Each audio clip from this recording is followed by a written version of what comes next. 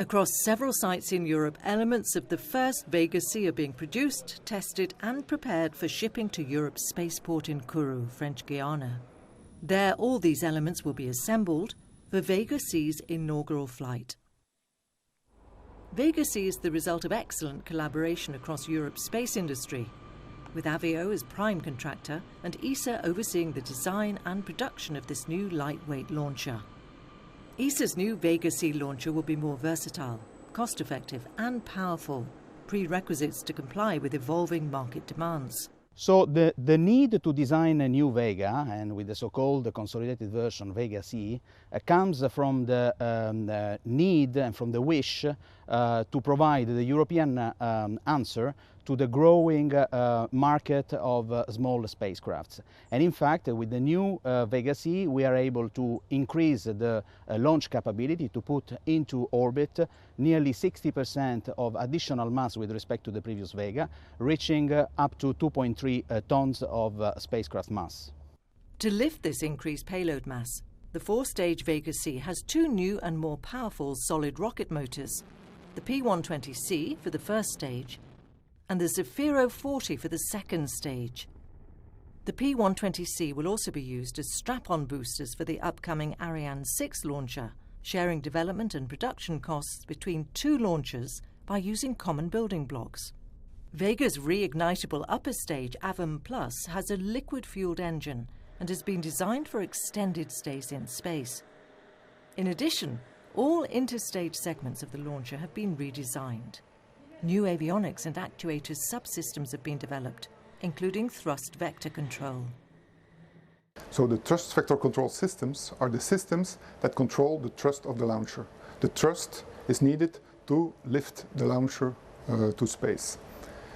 This thrust vector control system consists of two electromechanical actuators, an electronics, a cable set and a battery set.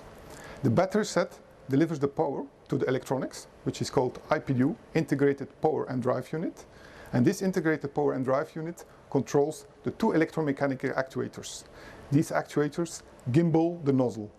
They are put at 90 degrees, so we can gimbal the nozzle in any direction we want, in order to be able to steer the launcher to its desired trajectory. These new interstages were redesigned in a way that minimizes costs and limits the assembly processes in Kourou. With a height of 9 meters and a diameter of 3.3 meters, Vega-C's fairing is also larger than the current Vega. This is needed to accommodate larger payloads. Vega-C is also a versatile launcher. It can deliver one large payload up to 2.3 tons into its reference low Earth orbit, but also through a range of adapters, such as the Small Spacecraft Mission Service and others, allows for ride-sharing of two or more payloads in various configurations. ESA is already looking to the future and plans to expand the capabilities of Vega-C even further and to optimize the Vega-C launch services. In terms of missions, we can really have a broader portfolio of activities. For example, we will launch our first operational reusable vehicle of Europe, Space Rider, which will be launched with Vega-C, then operate a couple of months in low Earth orbit before coming back autonomously on Earth. So with Vega-C, we really have an enhanced opportunity. You also have an enhanced payload volume under the fairing. We have the double with regard to Vega, and this at similar prices that Vega initially, so an enhanced competitivity. So Vega-C will offer new services, competitive services for European institutional needs first, but also global market needs. With Vega-C, Europe consolidates its position in the global launcher market. European industries once more working together to prove its excellence and reliability.